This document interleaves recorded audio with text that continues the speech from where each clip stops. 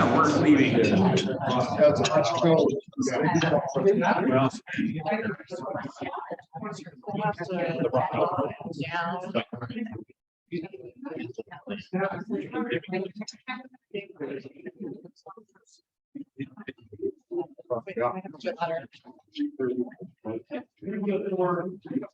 Please stand for the pledge of allegiance.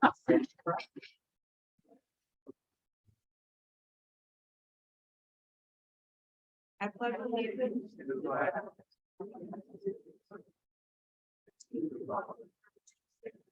one nation under God, indivisible. Brent has our invocation.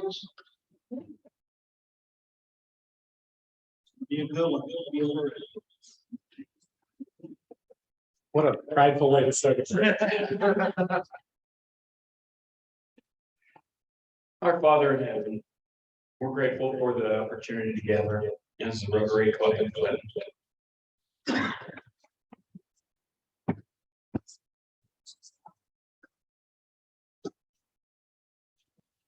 Okay, it feels like it.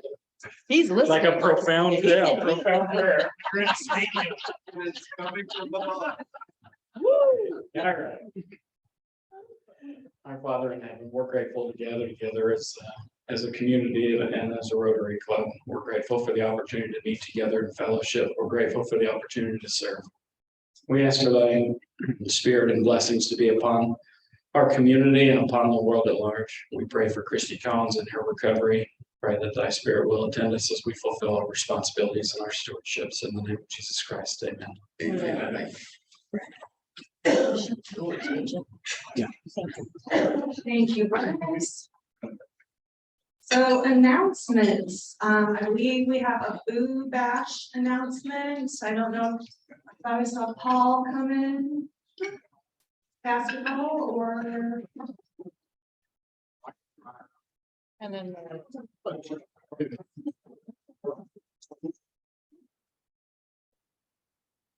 Thank you to everyone who has given a sponsorship to the Boo Bash. Those are coming in nicely. I believe the current total is $20,550. We have a goal of 25,000, however, so there's always room for more, and we could go to 30 or 35 if people are willing. So if you or someone you know is willing to become a sponsor at whatever level, we would appreciate receiving that, and Dale will be glad to get their check. I might mention that Braden Roberts is not here today because he's at my cabin in Upper Michigan. He bought this week at the Rotary auction Boo Bash last year and chose this week. Actually, he's staying for 8 days, so it's kind of a long week, but that's all right. And we're pleased to offer that as an auction item again this year. Thank you to those who have been thinking of auction items or bringing them in. We'd appreciate that. If you have decided you're tired of the old Vermeer hanging on your wall and want to replace it with a Picasso, you could just donate that Vermeer to the auction and we'd be glad to sell it on. There are people who have donated pictures and paintings in the past. And think about other things that you might donate to the auction. Let me know, fill out a form. We need auction items. That's a big part of the celebration. Thanks to everyone who's donated so far.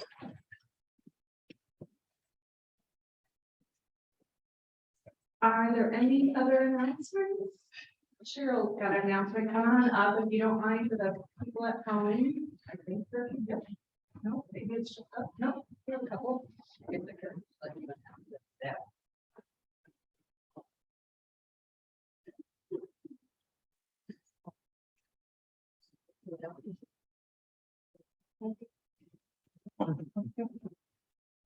I guess I could have let. You all know that Christy is under the weather, and I had a card out there. If you haven't signed it, I'll leave it. And when you leave, just go ahead and sign it. So.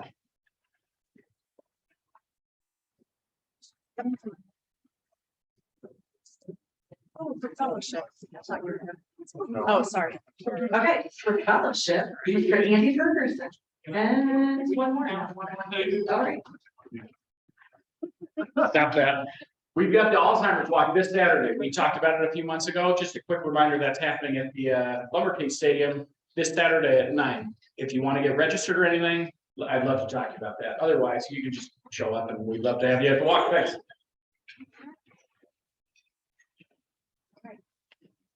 All right, I'm gonna do fellowship. Oh, I'm real, I hear myself. I did all the birthdays and anniversaries last week. Do I have to do them again? If you want to, there's. You were winging it. I know, but I did all You that. did a good job. Yeah, I got way better stuff this time. So we'll skip that stuff because it's my birthday this week. We don't need. So we have a couple of guests that are here. Andy, you got somebody with you? Now that you've got food in your mouth, tell us all about it. This is Marcia Brawl. Marcia is the director of programming of St. Francis. And she's been here in town for like 3 months and she's doing a fantastic job. So, and I think that she's interested in joining. All right, thanks, Marcia. All right, Joe Brown, you got a couple pieces with you. I do. I have 2 of our students from Prince of Peace, Sarah Bowler. Sarah's one of our volleyball players, that one player. And Brody Diener. Brody is the catcher of the baseball team. Cross country, basketball.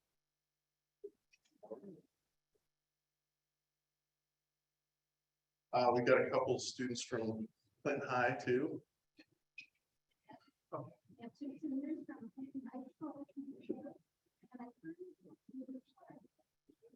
All right, they'll be back.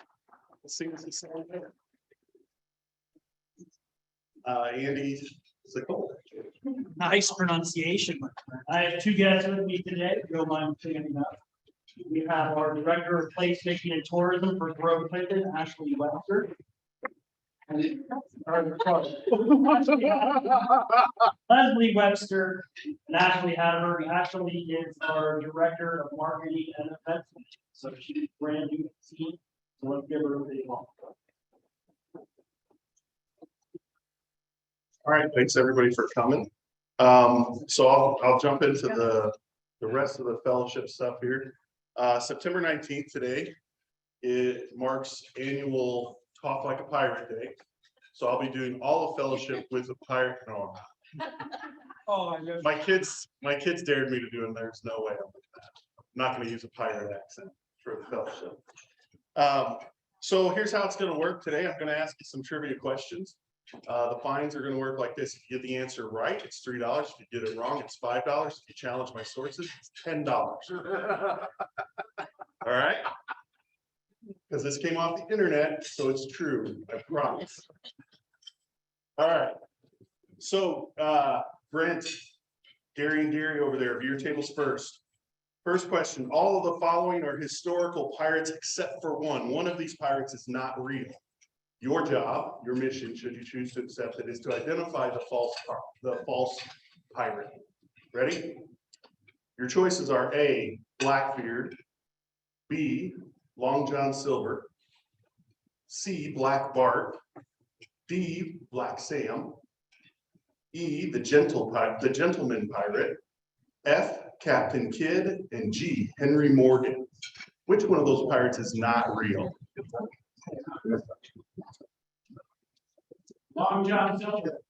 Long John Silver is not real. He was a fictional character from Robert Louis Stevenson's 1883 novel, Treasure Island. Good job. All right, Joe, we're to your table. You can enlist these kids to help you too, okay? What is the origin of the pirate accent? I'll give you 3 choices. A, the origins are traced to early English, Welsh, and Scottish dialects.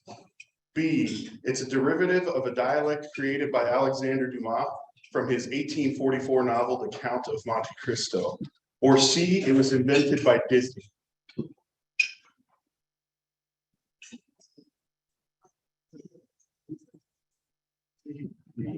You say B, derivative of the dialect created by Alexander Dumas from the 1844 novel, The Count of Monte Cristo. The truth is, pirates didn't actually have a uniform accent. Many of the phrases we associate with them today, hold on, I'm gonna give you the answer, Andy, chill.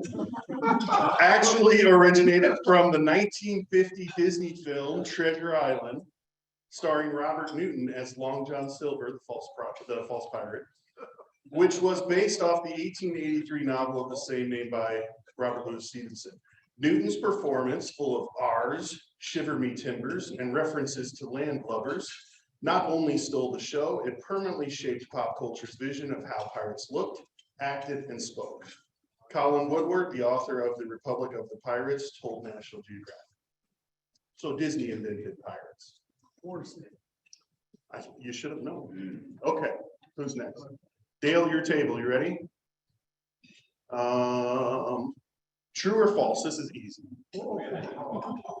Due to the dangerous work environment on pirate ships, resulting in many eye injuries, many pirates did wear eye patches.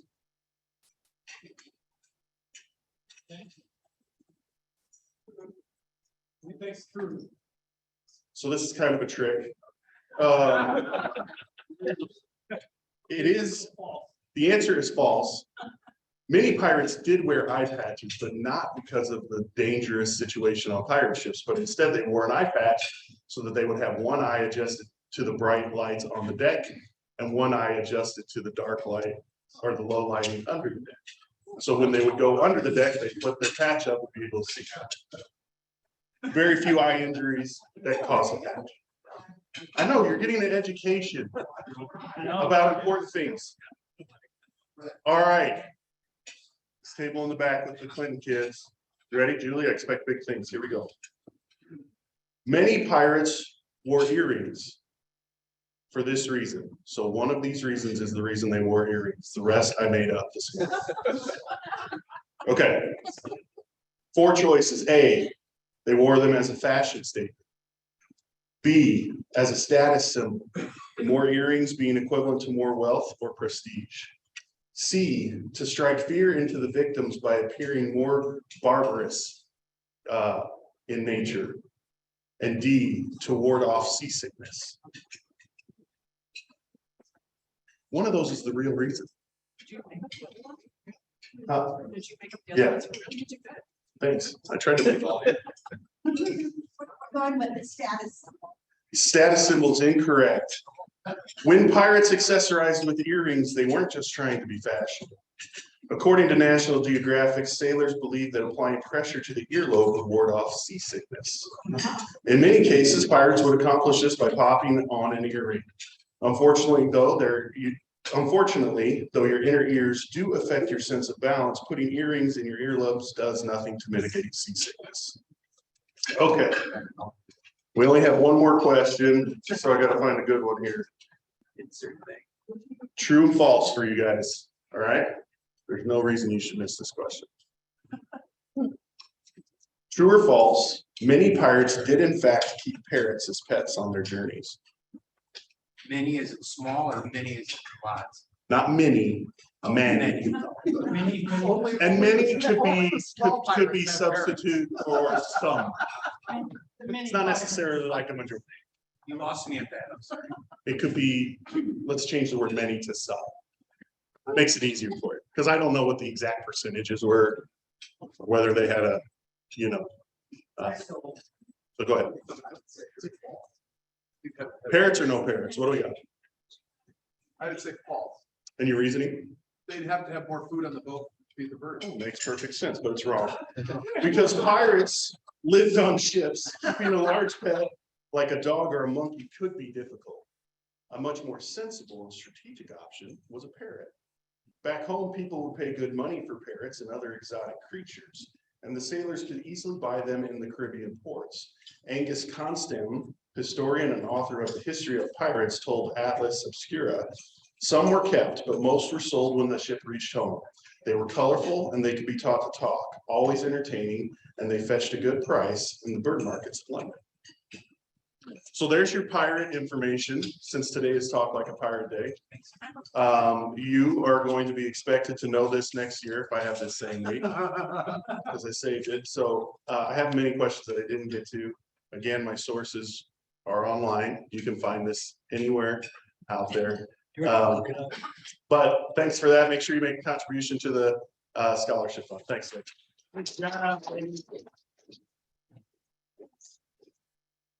Thank you, Andy. And now we will introduce Jennifer Grant, our program chair.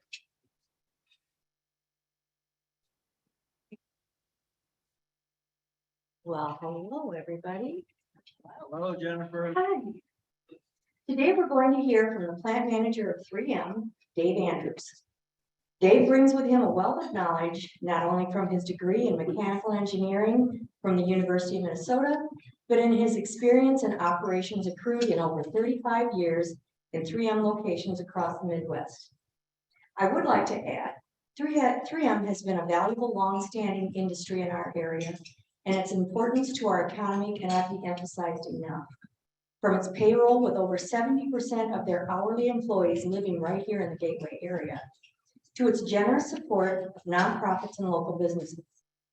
Some of you may not realize 3M was the major contributor to the Mississippi River Ecotourism Center at Rock Creek Marina in Comanche, enjoyed by locals and visitors alike. Please help me in welcoming Dave Andrews.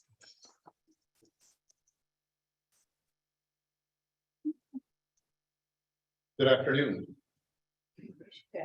See, I'm gonna get set up here.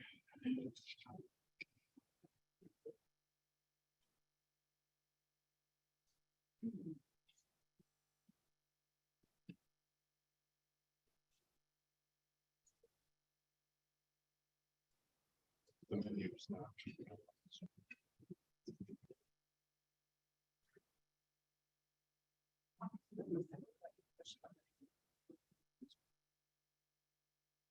So are we sharing those?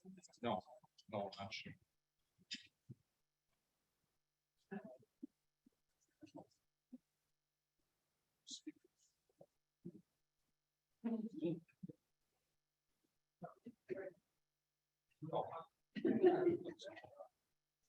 Okay, thank you for that.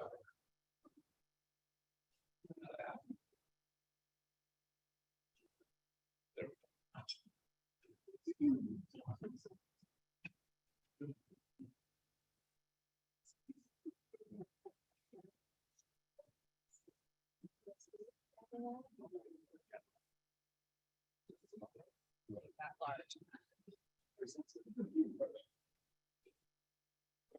Good. Now the Zoom. Oh, there you go. Got it. We are not Zoom people at 3M. We are Microsoft Teams people, so it's a little bit of a challenge. There we go. Okay, thank you. Yes. So, like Jennifer said, I've been with 3M for 35 years. So I've started out my career making one of 3M's kind of basic products that they started the company on. I made sandpaper for many years. So, and believe it or not, sandpaper can get pretty technical. That's where I started in 3M. Then I moved on to making filters, like Filtrete filters that you might be familiar with for your home. From there, I went on to making high performance films. And in many of your phones today, you have those high performance films in your TVs and things like that. So 3M makes films that help recycle light inside your phones and TVs to make them brighter and also to make the batteries last longer. Because if you can recycle the light and use it more, then your battery's usage of the electricity goes down significantly. So you get better battery life. And then finally, I'm here in 3M Cordova here, where we make all the chemicals, all the adhesives that go onto the tapes that you're very familiar with, like Scotch tape, blue masking tape, command, and post-it note adhesives. So I'm gonna give you kind of an overview of 3M. We'll do a little bit of a deep dive into what happens in Cordova, and then we'll kind of wrap up with a big project that we have going on right now in Cordova. So I'm gonna start with just a video here.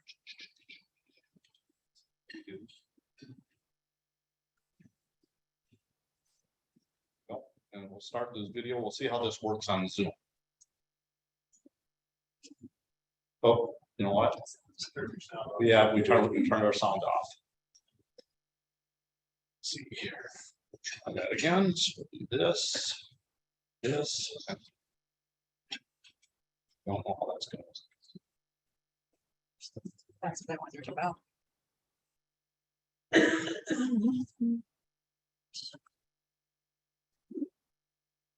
We're muted, so. No, you don't.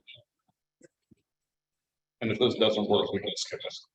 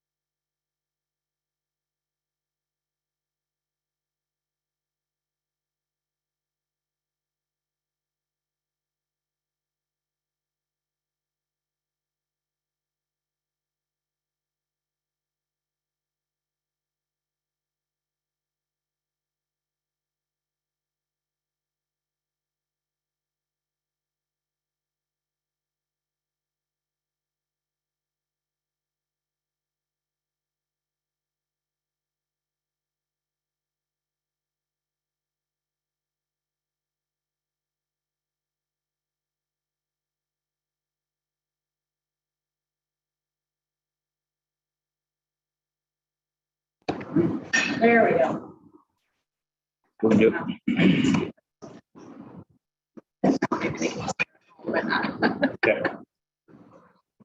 Probably email it out. Yeah. Share out the video.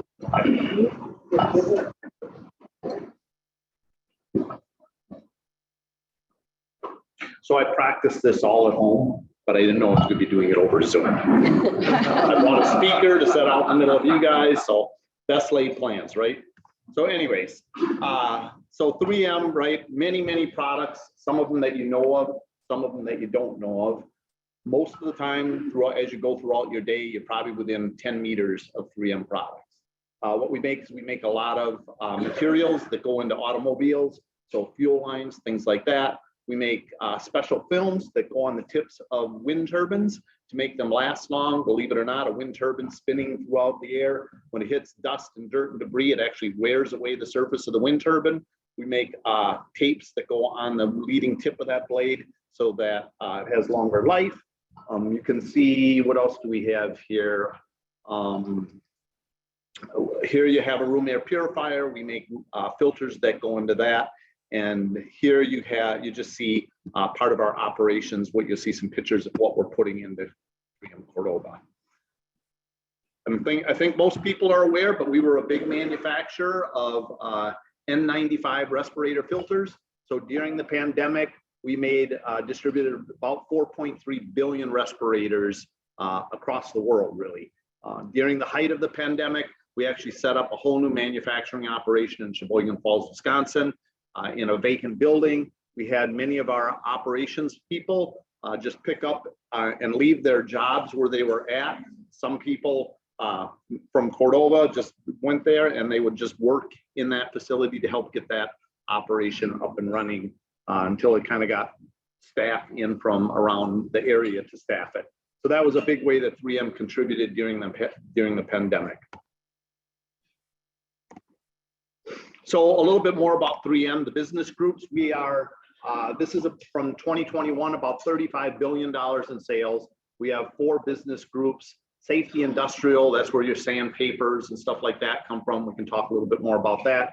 Transportation electronics, we make a bunch of fluids, especially that come out of Cordova, that go into the electronics industry, and you can't make semiconductors without some of these fluids. The semiconductor industry would just kind of have to slow down significantly if they didn't get our fluids out of Cordova.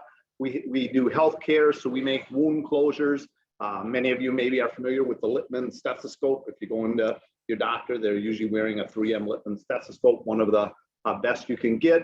Unfortunately, the healthcare business, if you've been paying attention to 3M in the news lately, we are going to be splitting that off from the company in about 18 months. So it was deemed the best strategy for healthcare was go off and be your own business and kind of get away from the legacy 3M business. And then finally, consumer, which is what you see it at the Targets and stuff like that. That's where you see the tape, duct tape, masking tape, command and post-it hooks.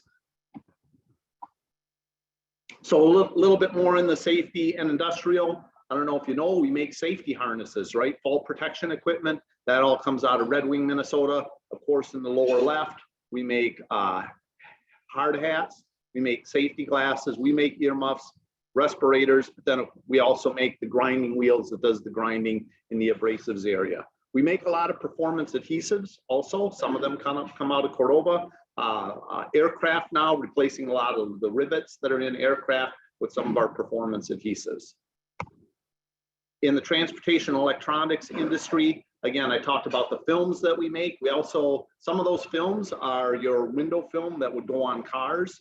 And that's kind of, it's a cool look, but it also saves on energy, keeps your car cooler, especially in the South where the hot sun is beating in, use less energy to run the air conditioning in the car. Pavement marking strips, don't know if you know that, but we make a lot of pavement marking strips that go on the road, not the paint stuff, but actually there's tape version of that. And most of your street signs have 3M films that make them brighter and more visible to you as you're going down the road. And a lot of those materials that go into all those different things, we don't make them in Cordova, but we make a lot of the materials that go into them. Also, just what I talked about earlier, the healthcare business group, which we're selling off. I talked about the Littman stethoscope, but we also make red dot electrodes. You see that little electrode on that little boy there.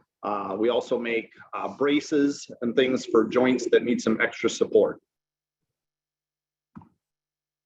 Finally, the consumer group, which you're very familiar with, room air purifier filters there in the lower left, braces and things for athletics, scouring pads, Scotch-Brite scouring pads, and then of course, the Post-it notes and things like that.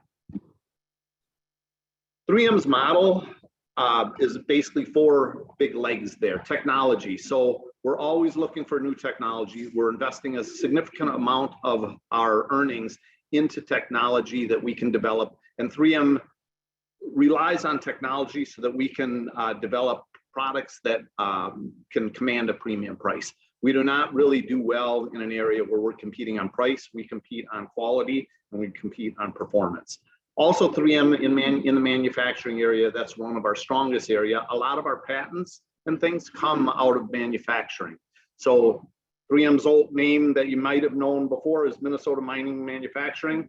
We manufacture all over the United States and we focus on manufacturing in countries that we're selling it to. So we try not to ship stuff in, we'll say from somewhere into the United States. We try not to ship stuff from the United States into other countries, although some of the technologies are hard to export, but we try to set up manufacturing because that is our strong suit. We do very little contract manufacturing. Almost everything you make and see by 3M is made by a 3M employee in a 3M factory.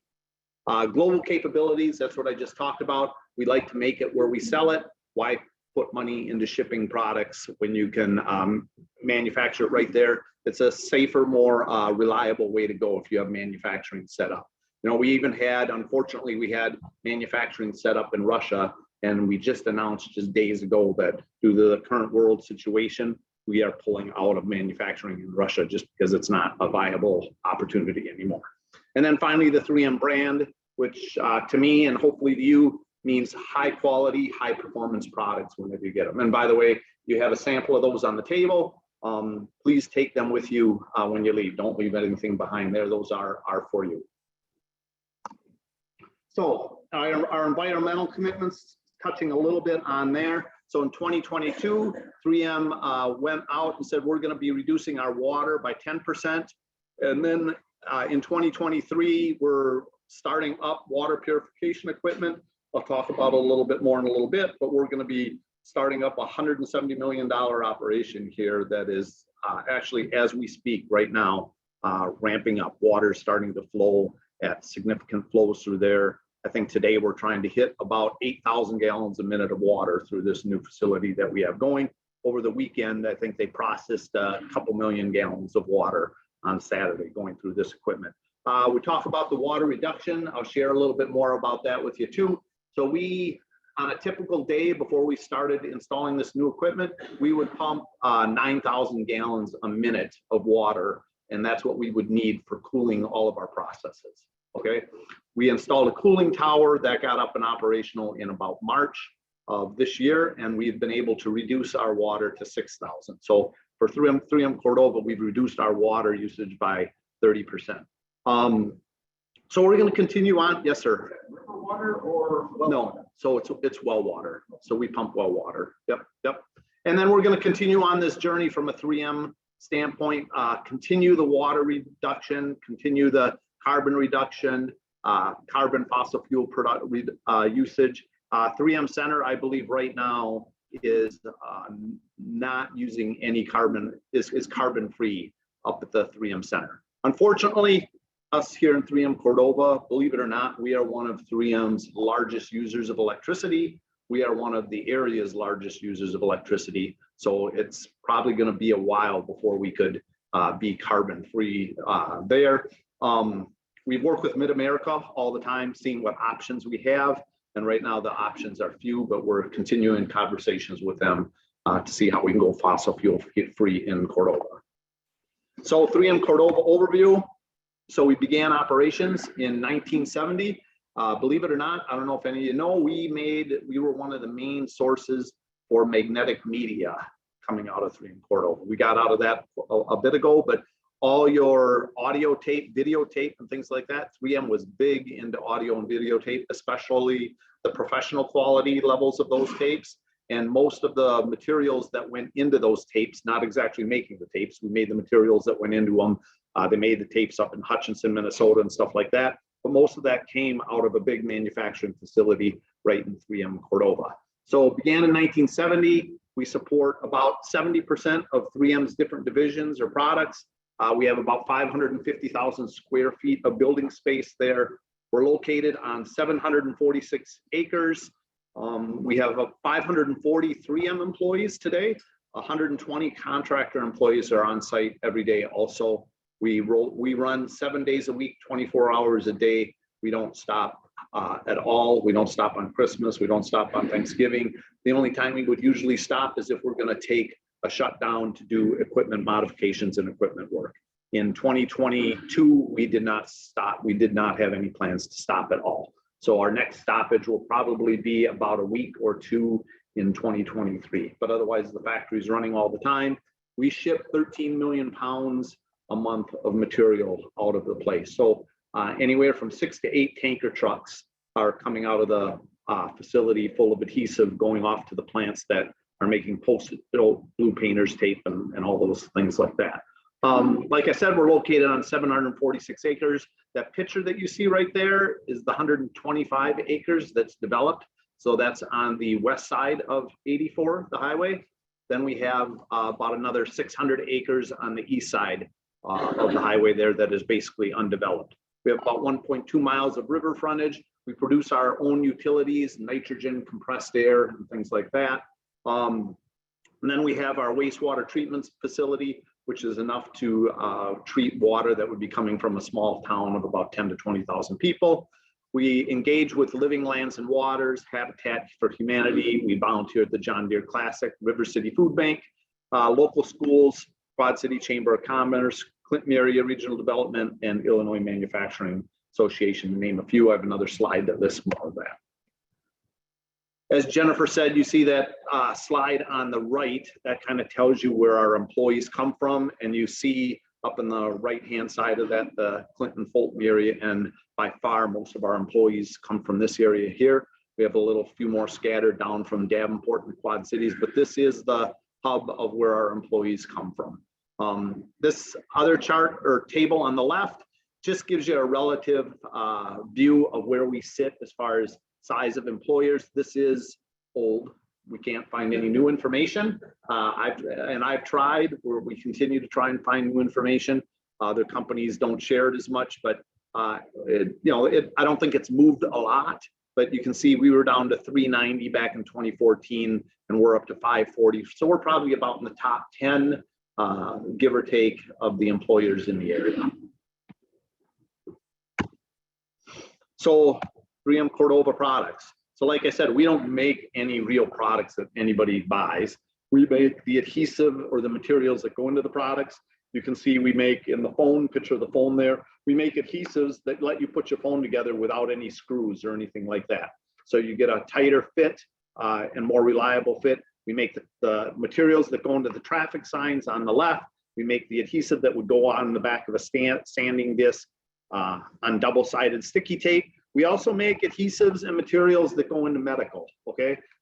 I just told Jennifer that just as I was pulling into the parking lot today, the FDA decided to show up on our doorstep. So they're allowed to do that. You know, we expect them to do that. We're prepared to do that, but that's kind of the deal, right? To make sure that we're doing things safe and properly, they get to come in and stop in anytime they want and walk around and poke around. So I'm not nervous. My team is well prepared and I'm sure everything will do fine, but that was the surprise that I got just as I was walking in the door here today. So, and then like I said before, the blue painter's tape and the scotch or the Post-it notes. What you probably aren't as familiar with is the things that we do on the right? So the picture in the right side, top row on the left, that's the giant squid at the Smithsonian. That squid is preserved in 3M fluids that came out of 3M Cordova. Yep.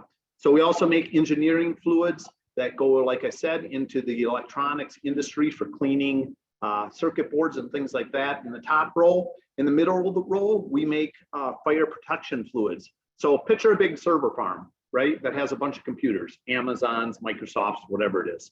If there's a fire in that server farm, the last thing you really want to do is you want to spray water on all those computers, right? Because there'll be junk, and then we can't buy our things on Amazon and stuff like that. So what we make is we make fluids that you can spray and suppress the fire, and it will preserve all the equipment.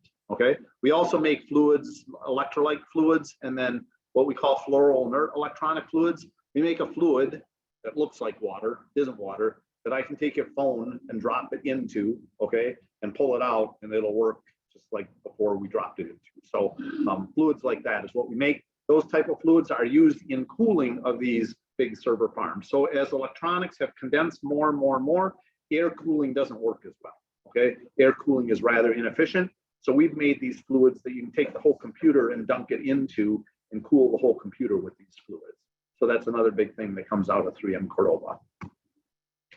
You can see all the places that we ship to out of 3M Cordova. We ship to 15 countries around the world. And like I said, we ship 13 million pounds a month out of 3M Cordova. So we are one of 3M's largest materials providers for other 3M plants. Most of these places that you see here are other 3M plants that we're shipping to. Some of them are outside customers, but a lot of them are other 3M facilities that take the materials that we use and make them into something that you're more familiar with. So finally, on this here, we have been building sustainability in everything that we do. When we develop new products, we look at how is it going to be manufactured, how is it going to be used, and how is it going to be disposed of. So those are the key components. That's been something that we've been doing since 2019. So that's getting to be a very important part. And that's kind of part of the big investment that we're doing in Cordova too, right? We know that there's an impact in manufacturing on the environment, right? So we've invested $170 million to reduce that impact. That $170 million doesn't get us any new products, but it significantly reduces the impact. So from a community standpoint, not going to spend a lot of time on this slide, but you can see our investments and partnerships that we have there. I'll let you scan the list and where our employees also volunteer on the list. And what I'm trying to do with our team is I'm trying to increase our presence and increase our participation in the community. So this is the first time I've been out to this group, right, with COVID and everything, but we've been trying to get more visible and trying to get out in the community. I was so disappointed when the parade was going to happen in Clinton on the 4th of July, right? I had my family loaded up in a car and we were cruising across to get here. And I think we were, probably about 15, 20 minutes away. And then we kind of finally got the call that the parade is officially canceled. So I was very disappointed in that. So I hope that we can certainly participate that in the next parade that you have. This is just another view. Many of the same things that you saw on the previous slides, right? So we have a prairie restoration, prairie burn about every 2 years where we actually invite the local fire departments down and we do a prairie burn and they can practice their techniques and things like that. Something that we just started this spring that we're pretty excited about is we have 2 honeybee hives that we're working on too out on our property, hoping to grow that. So finally, wrapping it up here, our water stewardship project. So like I said before, we started up cooling towers here in March of this year. That's just a picture of what they look like, kind of contributing to 3M's goal of reducing by 25%, but here in Cordova, we reduced by 30% our water usage here in Cordova when those started up. And they're working well, and we're very happy and very pleased with them. You see in the picture on the right there, that's a $170 million investment.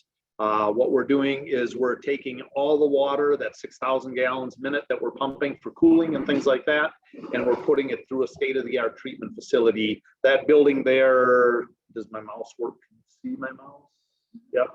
That building there is about the size of a football field long and about the size of a half a football field wide, where we have filled with water treatment equipment in there. Like I said, we just started to flow that material, that water in the last couple weeks. So we're getting really excited about that. Oops. Well, I guess that's it. I thought I had one more slide. So that is what I have for you. Any questions? Yes, sir. Turning over the plant managers. Yeah, I asked that question because I see grandma Minnesota. Yes, sir. Every 2 or 3 years, there's a new plant. We keep moving them around for you. So I think the answer to that is it depends. So there is no, so I've been here for 3 years. Okay, I don't know when I'm going or where I'm going next. So I'll be here as long as they want me here. With everything that's going on in investments and things like that, and with my broad background in history, I suspect I'll be here till things settle down, right? So they thought some of my strong suits were leading through all this change that we're going through. So I have plant manager friends that have been plant managers for 7, 8, 9 years. So it all depends on the person's skill set. What are the needs for the plant? How's the person doing leading in the plant?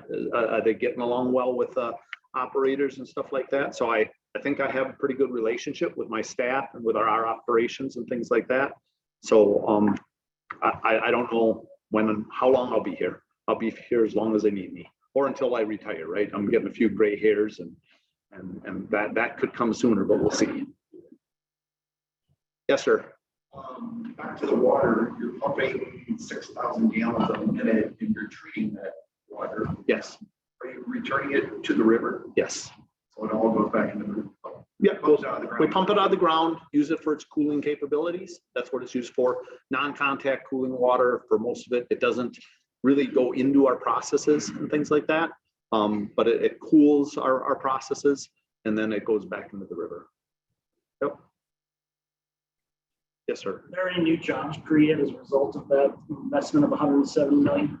So yes, but amazingly not as many as you think. So that whole facility, I mean, I can share a little bit of, so that whole facility, once it's up and running and well, let's back up. So a ton of new jobs to build it. I mean, we used, I think, almost all the electricians in the area, a lot of pipe fitters, a lot of construction and all that stuff. It was hard to find enough people. So we built that facility. We started in March of last year. So in about, what is it, about 15 months now, give or take, 18 months.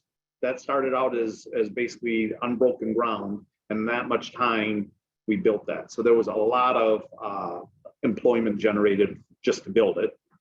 When we're operating it, it's going to probably be operated with probably about 2 operators. So we put a ton of technology in there to make it so that it's all automated, and there'll be 2 operators. So that will run 7 days a week, 24 hours a day, and 2 to 3 operators in there. There'll be probably a couple plant engineering people that are associated with that, a supervisor, couple engineers and things like that, but that whole facility will be, is fairly automated.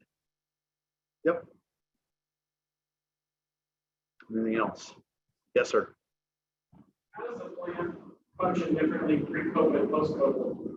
Did you guys end up changing many things, or is it pretty much the same? So during COVID, we were very different, right? So during COVID, we enforced, 6 feet of spacing between all operators and control room people and everything like that. So we put in barriers, 6 feet of spacing, or you had some sort of barriers around, right? So that was very tough. Meetings and things like that were all, like I said, we did Microsoft Teams, not Zoom. So I would say during COVID, just the personal interactions were significantly reduced, right?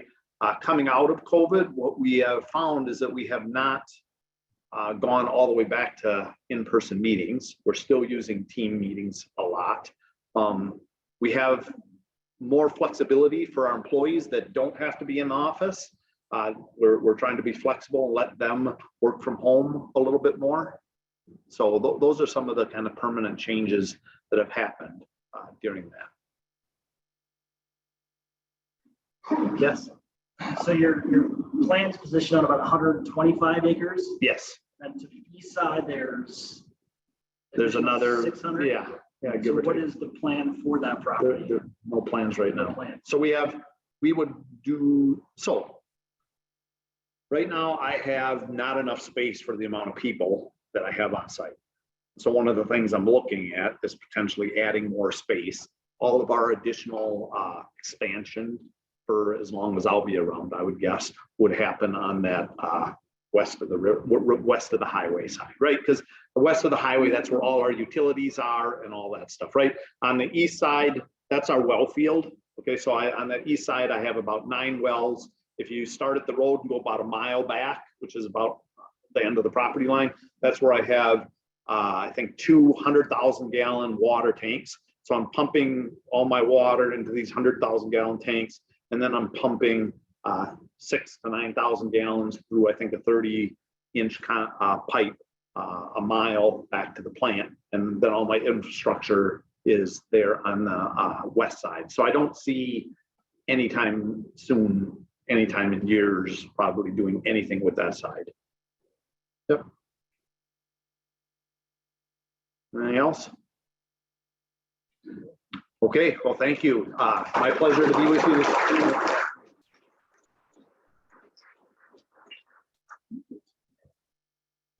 Share.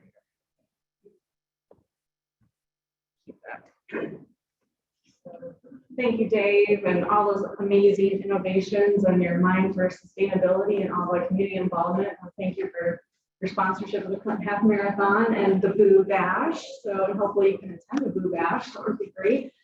Each week, our club donates a children's book to the Clinton Public Library Children's Department. And Susie's going to get one, but we donate that in our speaker's honor. And so she'll have you sign the inside cover of that. I want to thank Rod for subbing in as greeter for me, and Brent for invocation, Andy for fellowship, although I missed the pirate voice, and I think that would have been a great addition. Jennifer program and our speaker Dave. And thank you to all our guests, Marsha and Leslie and Ashley, and our student guests, Anna and Julie and Brody and Sarah. Thank you so much for being here today. And with that, we will close out our meeting with this year's theme, Imagine Rotary, right? Sounds good.